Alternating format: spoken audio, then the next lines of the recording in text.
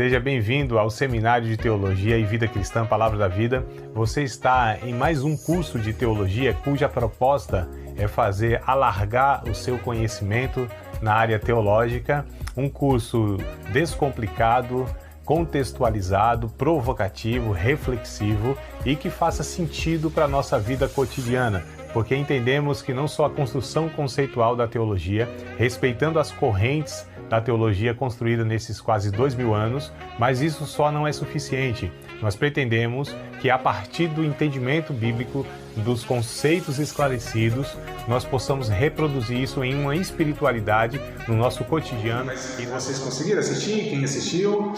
Querem trazer algum ponto aqui da aula? Talvez que eles... Não? Mas eu recomendo que assista, porque teve um conteúdo lá que eu acredito ser importante, né? Mas se quiserem, os que assistiram, comentar alguma coisinha, quer que eu retome algum ponto, o que chamou mais a atenção de vocês? Vai falando aí que eu vou relembrar. Eu não lembro. É por isso que eu anoto aqui, eu não lembro, não me dou conta dessas coisas, não. Na verdade, o que eu falei na aula passada não foi nem o que eu tinha planejado aqui, né? Eu fiz tentei fazer uma recapitulação da primeira aula, a aula passada foi a segunda, essa é a terceira. Então tentei fazer uma recapitulação e acabei não seguindo o meu roteiro aqui, né? Falei um pouco dos 8 segmentos menos evangelizados no nosso país e eu acho que foi isso aí, entre outras coisas, né? Mas, enfim, quem lembra de alguma coisa? O que ficou? Você falou sobre o Ribeirinho, né? Essas comunidades, né? Assim, o que eu entendi que você quis dizer é que ali, essas comunidades, nenhuma delas tinham missionários, né? Era sobre isso que você estava falando? Não, especificamente tem os 8 segmentos, né? Isso. Vou até repetir eles rapidinho aqui. Os indígenas, os ribeirinhos, os ciganos, os sertanejos, os quilombolas, os imigrantes, os surdos e os mais ricos, os ricos, os mais ricos e os pobres, os mais pobres. Né? Então, esses 7 primeiros são sociocultural e o 8º é socioeconômico. Então, entre esses 8 segmentos menos evangelizados que nós temos no nosso país, nós temos os ribeirinhos, tá? Então, os ribeirinhos têm registrado, conhecido, 37 mil comunidades. São pessoas que vivem de fato, né, às margens, aquelas palafitas, né, às margens dos rios, que principalmente tem na região centro-oeste, não é isso? Sou ruim de geografia. Norte. Amazonas, Pará. Então é norte, né? Isso, então a grande maioria está centralizado nessa região, tá? Então 37 mil comunidades. Dessas 37 mil, 10 mil não há presença de um único missionário. Então 10 mil, dentre as 37 mil, a gente não está falando de 37 mil pessoas não, 37 mil comunidades, ou seja, isso multiplica muito mais. E dentre essas 37, 10 mil comunidades não tem a presença de um único missionário sequer. Isso entre essas 8 que nós estamos falando, né? Porque quando a gente vai falar dos sertanejos, por exemplo, também, há 6 mil assentamentos dos sertanejos, nos sertões mesmo, né? Nos rincões do nosso Nordeste principalmente. E também a gente não tem presença de missionários. Atualizadas essas informações? Sim. Atualizadas, sim, até ano passado, né? Então, mas não é muito diferente disso. Do censo de 2010, né? Não, porque 2020 não foi feito, né? Porque é de 10 em 10 anos que o IBGE faz, por conta da pandemia não teve. 2010. Mas aí, mãe Delva, o que acontece? O IBGE não fez. Mas houve, né, algumas ONGs que foram fazendo aí dessa maneira porque a gente sempre busca no IBGE, né? É o principal que a gente tem, Instituto Brasileiro de Geografia e Estatística. Mas assim, não é de 2010 não, é mais recente. Eu dei uma pesquisada ano passado, mas aí deve ser em torno de 4, 5 anos para cá. Então assim, está mais ou menos atualizado, não foge muito disso, né? Nem para mais e nem para menos. E a gente não tem muitos avanços missionários nesses segmentos, infelizmente. Nós não temos. Os surdos, principalmente aqui, a gente tem 10 milhões de surdos no nosso país, a gente não tem assim, quase nada sendo feito. Né? Então, a gente é mais negligente em alguns desses segmentos e menos em outros. Mas assim, continua sendo os 8 segmentos menos evangelizados no nosso país.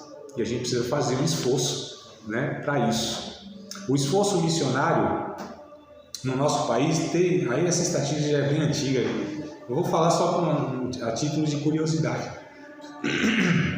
mas falava-se missões que os cristãos gastavam mais dinheiro em chiclete e Coca-Cola do que na obra missionária, né? Isso é bem antigo aí, essa Hoje é açaí. Açaí.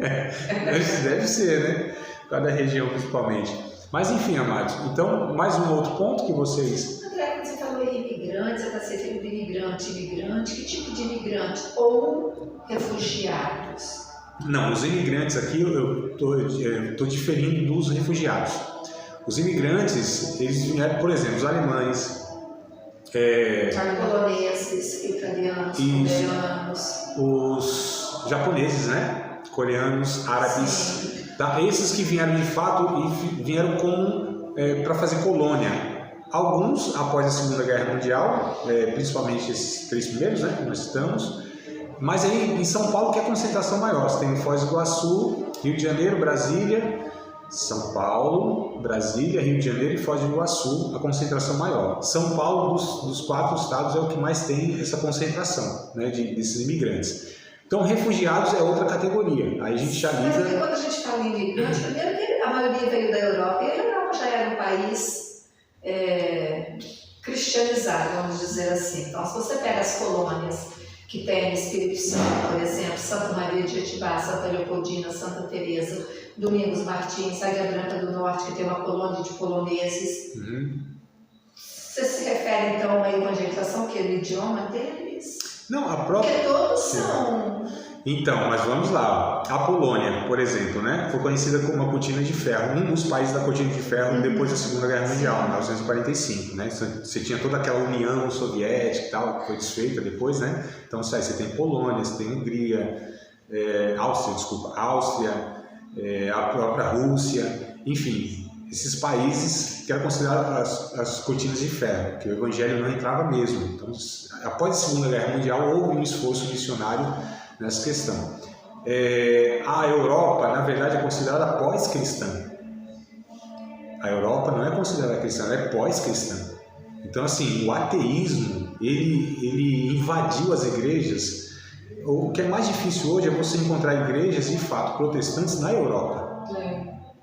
O que estão fazendo de umas décadas para cá com as igrejas, transformando em boates, bares, restaurantes, igrejas mesmo, aquelas construções lindas, arquitetônicas. Mas quando você fala em imigrantes, a gente pensa de estrangeiros que entram no nosso país. Colônias, né? São as colônias. Às vezes você tem, por exemplo, na Liberdade, lá em São Paulo, né? Como lá eu conheço bem.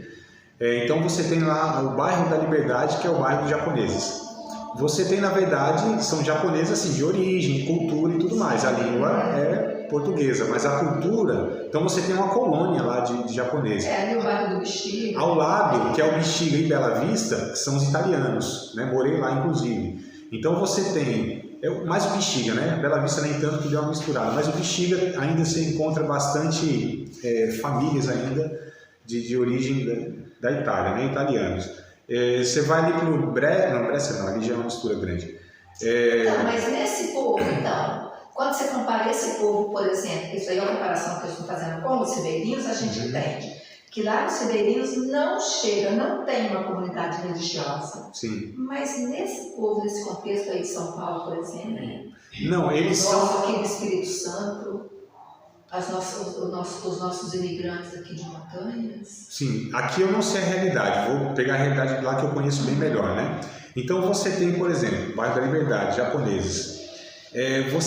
As igrejas, no bairro da Liberdade, elas são raras, igrejas evangélicas, protestantes. Não é que não tem algumas. Só que essas igrejas, elas são voltadas para os brasileiros nativos. Né? Então, assim, embora você tenha a comunidade, uma colônia de japoneses lá, apesar que você tem igreja lá, né? Mas assim, uma ou duas que eu me lembro agora. Tem a Nipo brasileira lá, que é até do Idecaso Takayama, bem conhecido no meio pentecostal. Você tem uma metodista lá também, mas elas não são direcionadas a essas colônias. Não são direcionadas, são para brasileiros. É a mesma coisa assim, vamos lá para os Estados Unidos e vamos plantar uma igreja para brasileiros. Né? Geralmente é isso que os brasileiros saem daqui e vão para os Estados Unidos fazer isso, igreja para brasileiros. Então nessas colônias, onde se tem muito árabe, né? Ali na Consolação, Então você não tem igreja direcionada para esse público, sabe, para essa colônia. Você tem até no contexto geográfico uma igreja, mas é para os brasileiros, você não tem voltado para missões. Por exemplo, aqui nós temos ainda tem os ciganos que estão lá para direção lá, né? Então tem igrejas lá em direção, igrejas evangélicas. A pergunta é, qual igreja que tem lá a proposta de alcançar esse segmento aí, que são os ciganos? Até a gente faz culto lá. Eu sou uma que faço culto lá. Porém, não é na cultura da linguagem deles. Exato. Então, essa é a diferença. Tá entendendo a diferença? Que é você ser uma igreja direcionado para aquele público, né? Para aquele segmento. Não é estar apenas na geografia, mas sim ser direcionado. Então, em São Paulo você tem essas realidades. Porque a princípio, quando se fala, por exemplo, quando você coloca aí, quando a gente coloca esse contexto, o contexto da população ribeirinha, me parece que eles estão no mesmo patamar. Porque por exemplo, não tem igreja inserida de espécie nenhuma, nem na cultura dele, nem fora da Os ribeirinhos, né? Os ribeirinhos. Sim. E no caso desses imigrantes, então não tem igrejas voltadas para essa cultura. Quer dizer, existe a igreja, existe o evangelho, existe o conhecimento. Porque então a impressão que se tem é que quando a gente fala que o evangelho não chegou e que Jesus voltará depois que o evangelho alcançar todas as nações, é como se tivesse nações que nunca tivessem ouvido o evangelho. Então essa é uma realidade que eu acredito que seja nos indígenas, não em todos, mas em boa parte, e na população ribeirinha. Agora, nos imigrantes, aí eu já fiquei meio que... Né? Mas aí é ter dessa outra abrangência, que então já é diferente da população ribeirinha, que não tem... Não, cada uma tem os seus desafios e as suas peculiaridades, né? Por exemplo, está comparando os ribeirinhos com os imigrantes. Claro, tem as suas diferenças, né? Os ribeirinhos, de fato, não tem. Não. No contexto lá, não tem. Quando você vai, mesmo porque os imigrantes eles estão em contextos onde são metrópoles, onde são, né, lugares onde você tem igrejas evangélicas. Então o contexto é diferente, mas há um desafio, porque eles também não são alcançados, não há igreja direcionada para eles no contexto deles, embora tenham igrejas evangélicas, geograficamente falando, perto, mas você não tem voltado, porque a gente está falando de culturas diferentes, né? Então assim... Quando a gente fala de cultura, se a gente não entender toda a dinâmica da comunicação, sabe, da própria forma deles entenderem o mundo e tudo, a gente não consegue alcançar. Para dar um exemplo de uma forma bem mais prática, nós temos tribos sociais, né? Assim que a sociologia aborda, né? Tribos sociais. Então, num contexto desse aqui, vamos imaginar que nós temos aqui na nossa região um grupo muito grande de motoqueiros, de roqueiros, etc e tal. Eles de repente se reúnem aí toda semana, né? Na praça e tal. Se nós não entendermos a dinâmica da linguagem, sabe, da forma deles se comunicarem, da vida em si deles, da proposta de vida deles, dificilmente nós vamos alcançá-los. Estamos perto, estamos próximos, mas a gente não faz contato. Né? Então talvez seja mais ou menos essa dinâmica que é usada para definir essas questões. Igual quando a gente vai lá nos ciganos, a gente vai de saia grande, batom, bastante batom, brinco grande, para assim parecer um pouco com eles. E não usa nada decotado, porque os homens vão conversar, as mulheres já ficam com ciúme. Não senta com os homens para conversar sem a presença de uma mulher, que eles têm toda essa dimensão. Eu me lembro um dia que um irmão, ele leu a mão do cigano, né? Tô lembrando do fato agora aqui, né? Porque posso ler, só não pode. Ele lá e falou, agora eu quero ler a sua. E ele leu, falei, tá, evangelizou. Mas enfim, só me veio na mente agora essa curiosidade.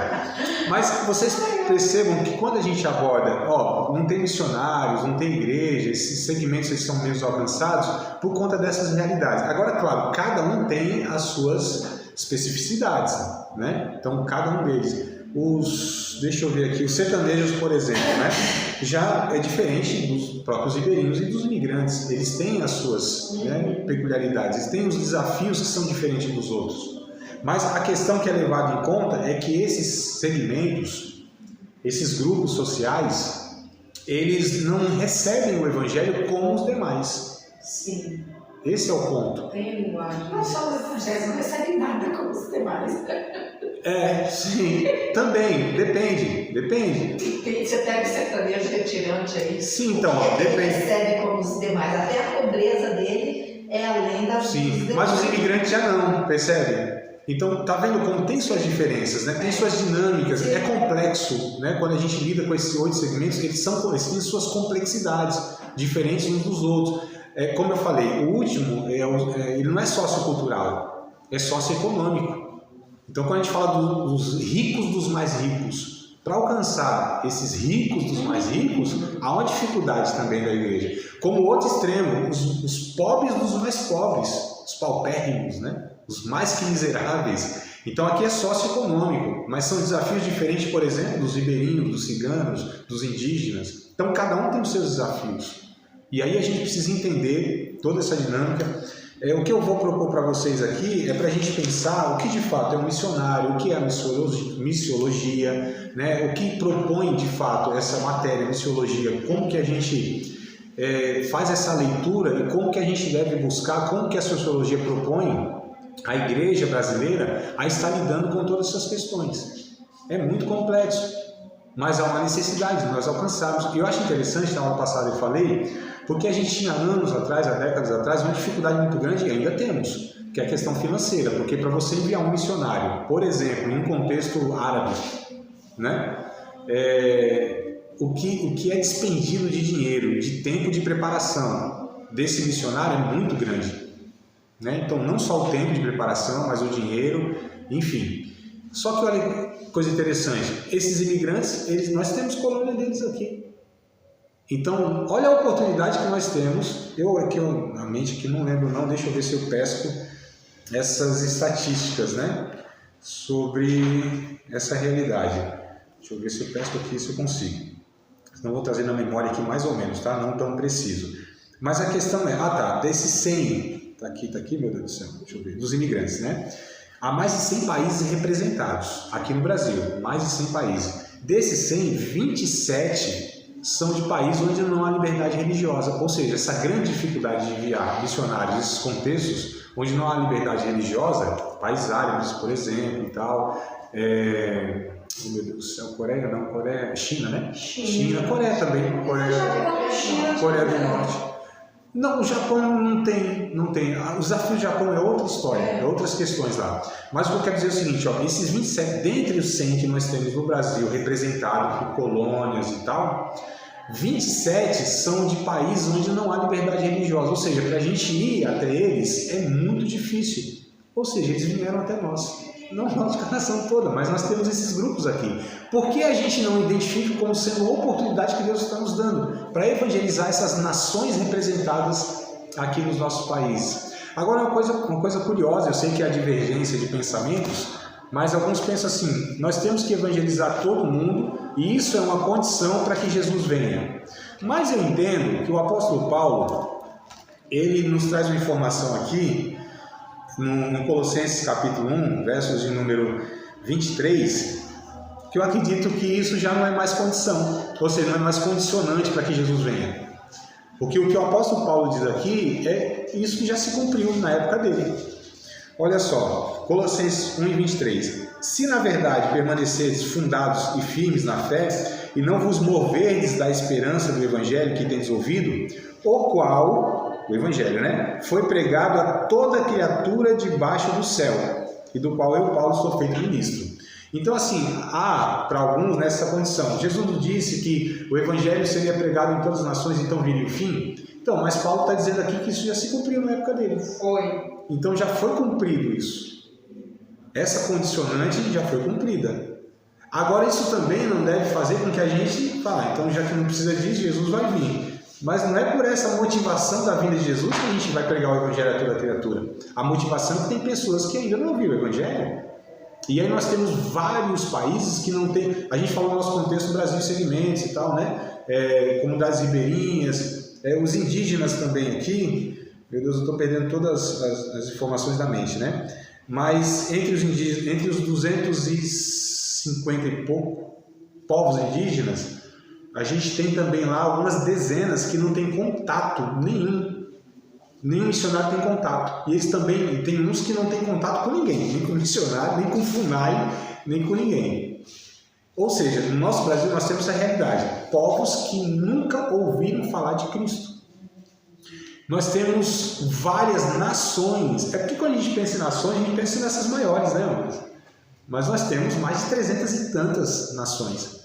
Só que a gente não ouve falar dessas 300 e tantas, a gente ouve falar nos noticiários, a gente conhece e é muito informado das principais, das maiores, mas nós temos vários países pequenos ao redor do mundo aí. E muitos desses países, algumas dezenas desses países, não têm o conhecimento de um missionário sequer dentro dele. Então olha quantas nações também nunca ouviram falar de Jesus uma única vez. E aí a gente chega ao seguinte questionamento: como que muitas nações têm muito esforço missionário, tem muitas pessoas falando de Cristo, você tem muito trabalho missionário e outras não têm nada, é zero. Isso não está desequilibrado?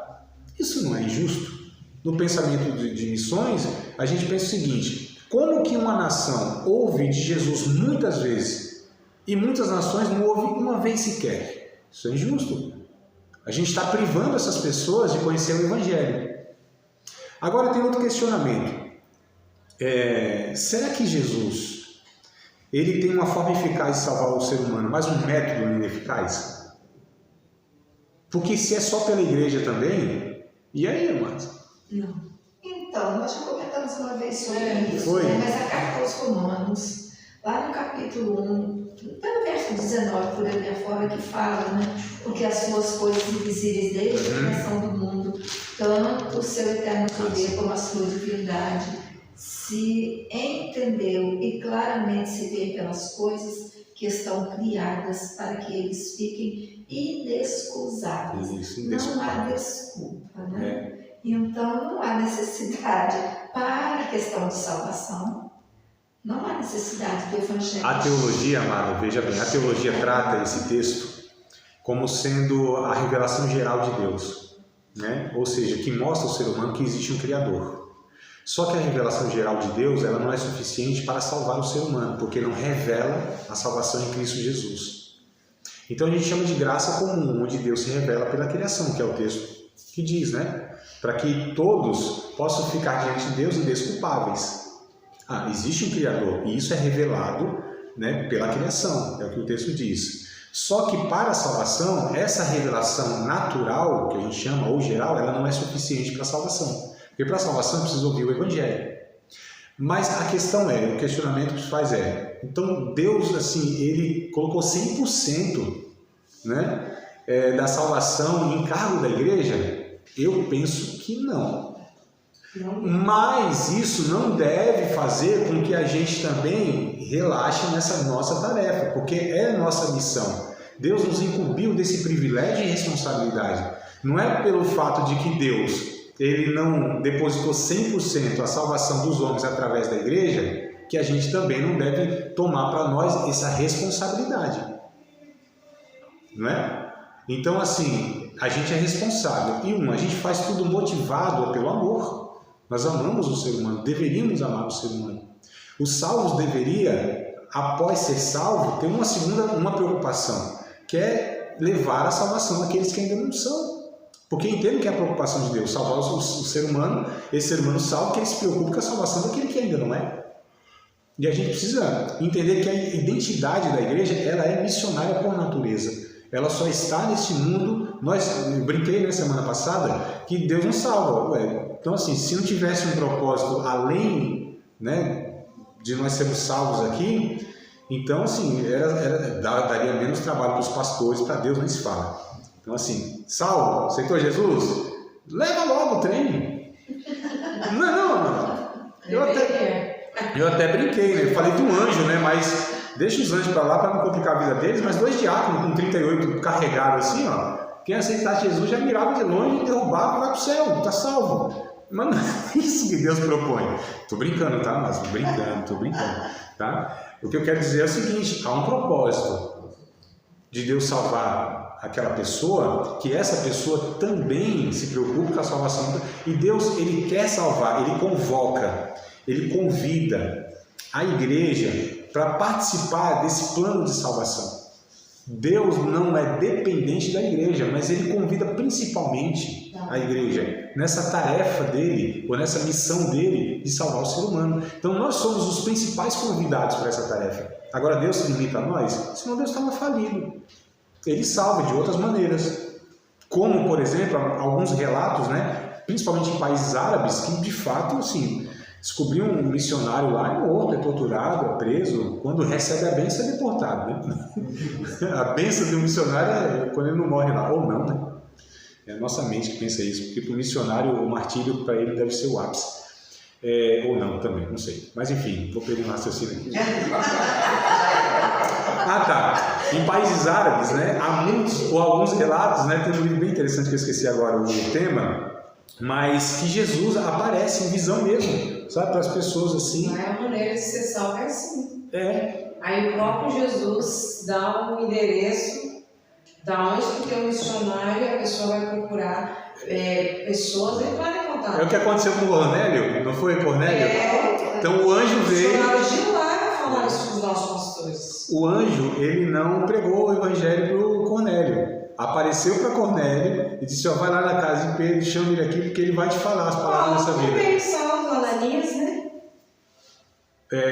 Não, é o próprio Jesus, exato. O próprio Jesus ali já resolveu a situação, né? Não enviou anjo, não, ele foi Jesus. E acontece, agora sim, esse é o ponto. Mas se isso é feito, então a gente não precisa? Não, nós que precisamos, mas a gente não pode. Quando a igreja falha, aí Deus tem os recursos. Sim. Só que a gente não deve, então, ter essa lei do menor esforço. Deus não depende da gente, Deus vai fazer, vai enviar anjo, ele aparece lá, ele dá seus pulos, dá seu jeito. Não é assim que a gente, não é isso que a Bíblia nos ensina a pensar. O que a gente tem que pensar é que a igreja precisa ter um esforço missionário de alcançar todas as pessoas, né? E a gente está falando muito de transcultural, país e tal, mas é um todo. E o grande problema, muitas vezes, do pensamento é que alguns pensam só lá e outros pensam só aqui. André, no fim dos tempos, a igreja julgará nações, né? Já pensou julgar quem ela não ajudou a salvar? Já pensou? Apesar que eu acho que não vai ter muito essa questão, né? Nós não vamos julgar para a salvação, né? Talvez nós seremos até mais julgados pelas nações, né? Também acho. Mais julgados pelas nações. Porque a gente tinha a verdade, tinha a salvação deles. Eu me lembro de uma, não sei se era história ou história, né? Eu conto como ilustração, mas eu acho que me parece que é um fato, foi um fato mesmo. 2 rapazes, eles trabalharam assim, acho que 12 ou 15 anos juntos, na mesma empresa, ali e tal. E um certo dia o outro falou assim: rapaz, você acredita no inferno? Eu falei: claro, eu acredito. Mas você acredita que a pessoa, assim, tipo, ela morre e né, se não aceitar em Jesus, ele vai mesmo para a condenação eterna, vai para o fogo eterno? Tá. Eu acredito nisso. Eu falei: você não acredita? Não acredito. 15 anos aqui que a gente trabalha junto, você sabe muito bem o que eu penso. Eu falei: então, por que você não me fala dessas coisas? Você fala de futebol, de política, de economia, de um monte de coisa, eu acho que você não acredita muito bem. Você não fala isso para mim, são 15 anos aqui. Então, amados, é muito complicado, muitas vezes, né? Um dia, hoje eu estou nos testemunhos, eu dei um testemunho longo lá na outra aula, não costumo fazer isso, mas vou fazer aqui. Hoje eu estou meio coisado. Vocês sabem o que é coisado? Não. E aí cabe o que vocês imaginaram. Eu me lembro que eu estava indo num local, peguei o ônibus num terminal, logo que eu entrei no ônibus tinha um celular, assim, então olhei o celular, peguei, meio vazio o ônibus, fiquei lá, falei: se alguém reclamar, se alguém ligar, eu ligo. O ônibus saiu, no meio do caminho ligaram, não desliguei não, ficou ligado lá.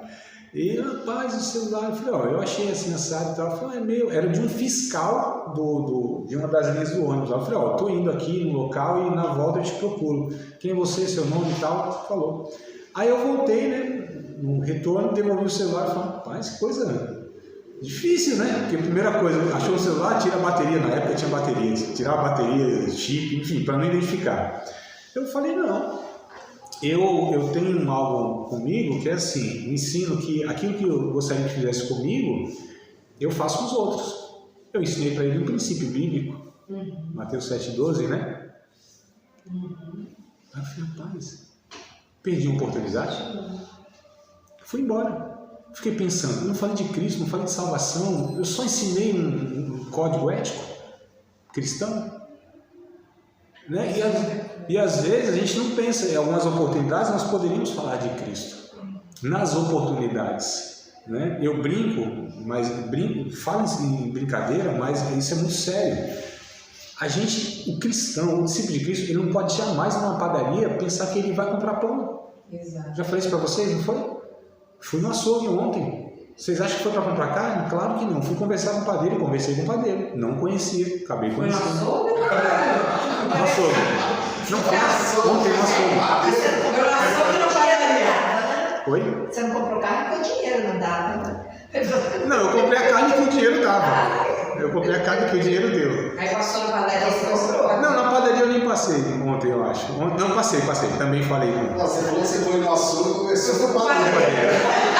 Tá coisado aí. A bandeira estava lá comprando carne também? Tá muito coisado.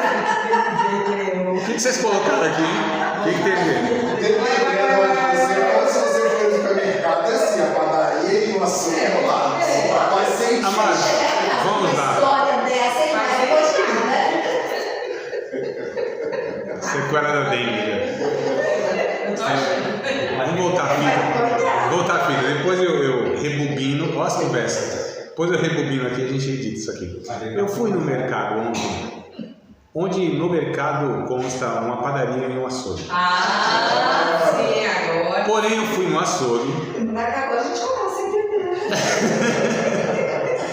Mas assim, amados, nós não vamos nos lugares apenas para obter lá o serviço prestado. A gente não se relaciona, a gente não anda na vida, sabe, apenas como qualquer outro que anda. A gente anda como Jesus andava. Jesus andava sempre. Eu não estou falando que a gente tem que ser bitolado. Deveria, Né? Não bitolado dessa forma que... E o falar de Jesus nem sempre, o evangelizar, melhor dizendo, nem sempre é imediatamente você falar do texto bíblico, de Cristo da salvação, mas criar no mínimo as pontes de relacionamento. Aqui já está um princípio muito bom para que a gente possa levar Cristo. Aliás, é isso que eu entendo que é mais adequado. Muitos de nós somos ensinados, treinados, né? Adestrados teve a oportunidade, falou com alguém, Bíblia neles, Jesus neles. Amados, o que eu entendo que Jesus ensina para nós é que a gente precisa primeiro fazer as pontes, criar as pontes de relacionamentos. Nas pontes de relacionamentos e através dos relacionamentos, a gente compartilha o Evangelho. Sim. Né? A gente é muito treinado a pregar, falar texto bíblico, decorar aqueles textos lá e tal, né? João 3,16 e João 8, não sei quanto, 12 e tal, esses textos assim, mas a gente não compartilha o Evangelho. Então, em missões, a gente muito mais usa o termo compartilhar o Evangelho do que pregar o Evangelho. Porque são nas relações que a transmissão do Evangelho é mais eficaz. Inclusive, nesses países que é mais difícil, igual o árabe, eles usam a profissão, né? Muitos vai estudar odontologia, vai estudar medicina, Exato. vai pela profissão, e aí vai aos pouquinhos. Missionário dificilmente entra nesse país como missionário. Entra no contexto, por exemplo, de grande necessidade social, como a África. Você entra como enfermeiro, como um médico, enfim, essas áreas mais carentes, professores, né? Você entra sendo esses profissionais, o visto é garantido, mas, né? Você tem até benefícios financeiros e tal. E é isso que a gente precisa pensar no olhar da missiologia. Como essa igreja, através das ações sociais, pode levar o Cristo em todos os contextos, né? A gente sempre tende a falar assim, não, a gente tem que, o meu filho vai ser missionário, vai ser pastor, vai ser não sei o quê. Não, mas não é por aí que a gente deve pensar. O meu filho, ele pode ser o que for. Exato. Independente do que ele seja, ele pode exercer. Olha que coisa interessante. Já que a gente falou desse contexto de açougue, padaria e tudo mais, imagine um padeiro em uma cidade, um bairro. Esse padeiro, se fosse na nossa mentalidade de crente, ele queria que seu filho fosse padeiro. Meu filho vai ser padeiro, tem que ser padeiro, né? Aí imagina que esse filho não tem vocação para padeiro, mas tem para açougueiro. Vai ser açougueiro. Aí quem conhece o padeiro, depois tem contato com o açougueiro, vai falar, rapaz, você é filho do padeiro, não é não? Sou filho do padeiro. Embora as atividades sejam diferentes. Mas por que se identifica? Parece muito. A forma de tratar, a sensibilidade, a educação. Aí vai na manicure. Aí disse, rapaz, você é irmã do açougueiro? Sou irmã do açougueiro e filha do padeiro. Embora tenha atividades muito diferentes, inclusive a manicure jamais pode tirar um bife, né? Como faz o açougueiro? Não é verdade, amado? Então, assim, atividades diferentes, mas a natureza é a mesma expressa no relacionamento. Então, vocês percebam como que a gente peca. Muitas vezes a gente quer treinar, a gente quer fazer com que sejam cada um, esses líderes de igreja, pastores, enfim, sejam reproduzidos nos contextos sociais. Não tem como, amado. É muito chato. É muito chato. Tem plaquinha em algumas casas, não sei se aqui tem, mas São Paulo tinha bastante cão antissocial, tem crente antissocial. Queria colocar essas placas também em alguns, crente antissocial. Eles não conseguem, num contexto de ambiência onde vivem, trabalham, estudam, ali serem profissionais e profissionais que compartilham o evangelho de muitas formas, de muitas maneiras. A gente precisa retrabalhar toda essa mentalidade que nós temos, né, onde a gente fecha todas as pessoas num contexto de convívio de igreja e ministério como sendo esse ministério de exercício ministerial ou através das vocações, dos dons espirituais, né, o carismático que a gente chama, como se isso fosse tendo que ser reproduzido na sociedade. Não é, irmãos. Não deve ser. Se a gente pega na história, isso não é coisa nova, não estou inventando roda, reinventando roda, nada aqui, não tem nada novo aqui. A gente pega a história, por exemplo, de séculos passados aqui, a gente teve o William Wilberforce, se não me falha a memória, um cara assim que era um parlamentar, um homem de Deus. Até pouco tempo atrás, eu não sei se hoje ainda permanece essa dinâmica, mas há pouco tempo atrás os conselheiros dos presidentes dos Estados Unidos eram evangelistas, eram pastores, atuando em todas as áreas da sociedade. Então a gente precisa retrabalhar todas essas questões, né? Eu quero trazer aqui para vocês alguns pontos sobre missões de fato, né? Efetivamente. Ela se dá em que ministério? No ministério por meio da igreja, isso é um fato. Quando eu digo por meio da igreja, eu estou falando por meio dos salvos. Que a gente também, quando fala igreja, sempre pensa nessa estrutura e nessa proposta, né? Por meio da igreja se dá por meio dos salvos. Tá? Isso está em Atos 13, por exemplo, verso de número 2, né? Atos 13, 2. Então, missões se dá no ministério do Espírito Santo por meio da igreja, ou seja, por meio dos salvos. Que Deus pode usar qualquer um, é fato, mas não é o que ele propõe. Até a gente brinca, né? Quando o profeta falha, Deus usa a jumenta. Quando o profeta fala, Deus usa a baleia. E por aí vai, né? Então, mas o que Deus escolhe são os salvos. São aqueles que tiveram a experiência do novo nascimento. Então, no capítulo 13, por exemplo, de Atos, versículo de número 2, é escrito: servindo eles ao Senhor, jejuando, disse o Espírito Santo: apartai-me a Barnabé e Saulo para a obra que os tenho chamado. Essa obra que o Espírito Santo estava chamando era a obra missionária. E Paulo foi enviado. Então, depois de 14 anos, falei isso na aula passada, né? Depois de 14 anos para missões. Barnabé e o Saulo, né? Ou Paulo, como queiram. Então, é por meio da igreja que o Espírito Santo quer fazer missões. E é no poder dele também, né? Atos 1:8. Atos 1:8 fala algo interessante. Lembra do texto muito conhecido? Não sei se vocês vão recitar no coral ou isso. Recebereis poder. Esse é um. É esse mesmo, continue. Vai descer sobre vós o Espírito Santo. Ser-me-eis minha testemunha. Jerusalém, Judéia, toda. Samaria. E até os confins da terra, né? Mas o que eu quero destacar aí? Atos 1:8. No poder do Espírito Santo que a obra de missões é feita. Aí a gente pensa em poder como? Milagres, curas, né? Expulsão de demônios, essas coisas miraculosas. Mas será que o texto está propondo isso? Quando Jesus disse assim, que há de descer sobre vós a virtude do Espírito Santo, o poder do Espírito Santo. É o poder do Espírito Santo. Vocês vão ser minhas testemunhas.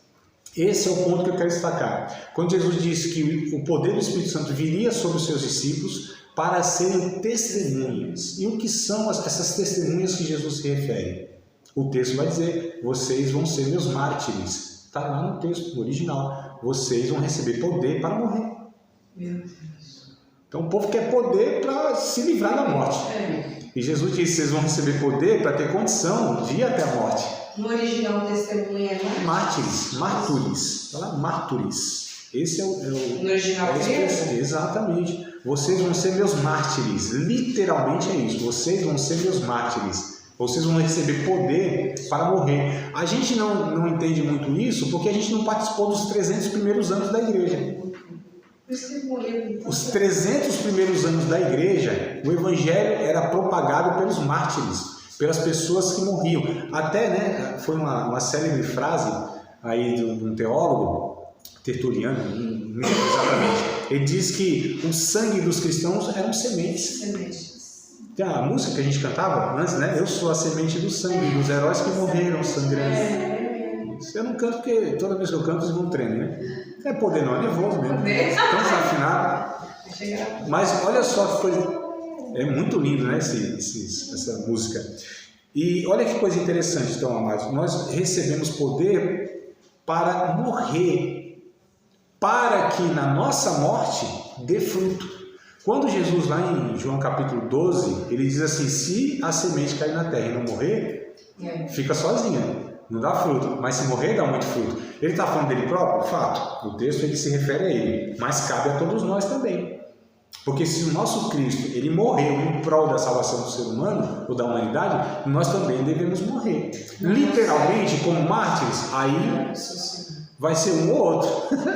Né? Mas tem outras mortes, outras renúncias que a gente tem que fazer para que a gente possa gerar esse fruto, que o que a gente está se referindo aqui são salvação de pessoas. Sim. Senão, com a sua vinda, né? Coloquei aqui, ó, sobre os primeiros discípulos do Espírito Santo, houve um sinal sobrenatural de línguas que indicava que deveriam pregar as nações.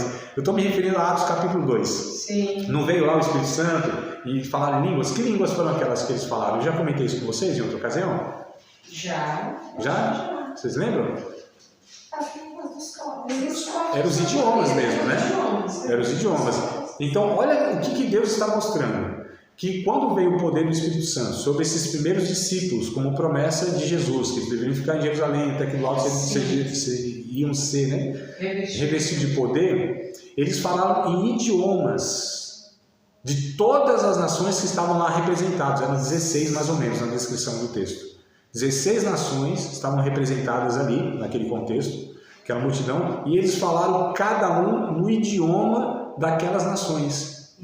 Olha só que coisa interessante. Eu ouvi um negócio, André, que eu achei interessante, que dizia assim, que esse descer do Espírito Santo, que a gente fala assim, que foi derramado, que eles falavam em língua, e falando do dom, e ele falava assim, na verdade, ali foi o dom de ouvir.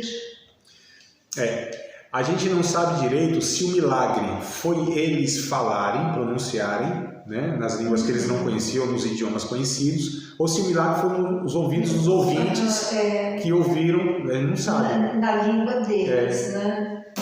Pode ser Mas os dois. o autor dava essa ênfase dizendo que ali eles aprenderam a ouvir, e falando que a gente precisa às vezes a ouvir o Espírito Santo e não querer falar no Espírito e É que ele fez uma aplicação.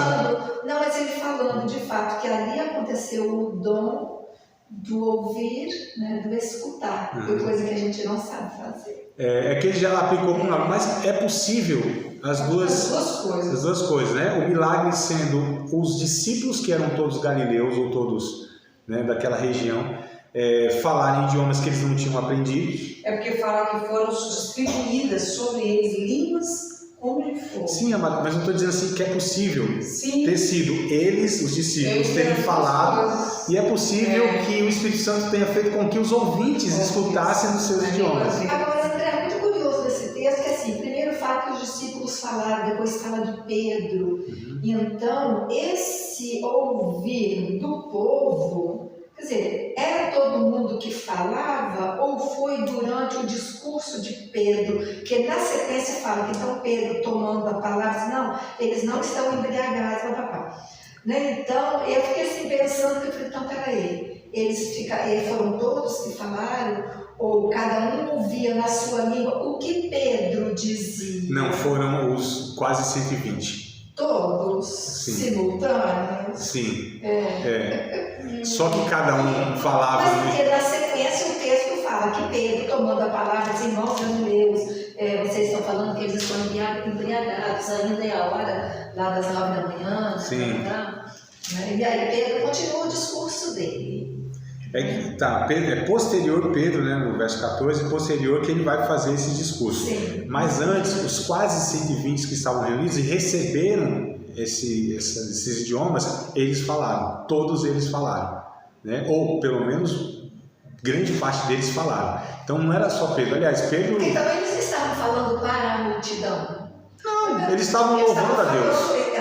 Eles estavam louvando a Deus. O que o texto vai deixar claro é que eles estavam louvando a Deus, glorificando a Deus, falando das grandezas de Deus.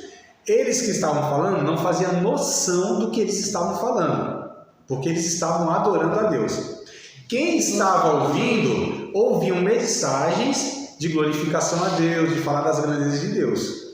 Então, olha só, o milagre de fato é simultâneo, né? Tanto em um quanto em outro, mas era assim, todos aqueles que receberam, eles receberam essas línguas, esses idiomas.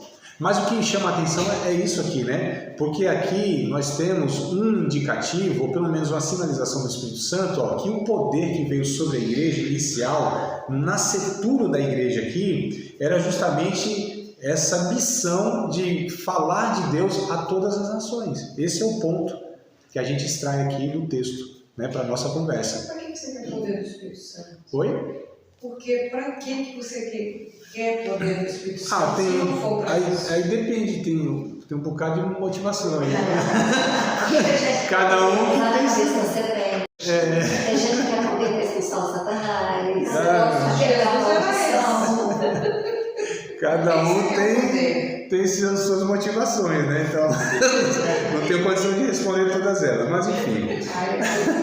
Hoje participar de mais uma aula de um dos nossos cursos, Seminário de Teologia, Vida Cristã, Palavra da Vida. Espero que tenha te abençoado, não só alargado o seu conhecimento teológico, mas que tenha também atingido o teu coração para que você possa, a cada dia mais, reproduzir a vida de Deus nas suas relações cotidianas. Se você ainda não é aluno oficial de um dos nossos cursos, se inscreva aqui no contato que vai aparecer do WhatsApp. Também nos siga nas redes sociais, se inscreva no nosso canal, compartilhe à vontade e Deus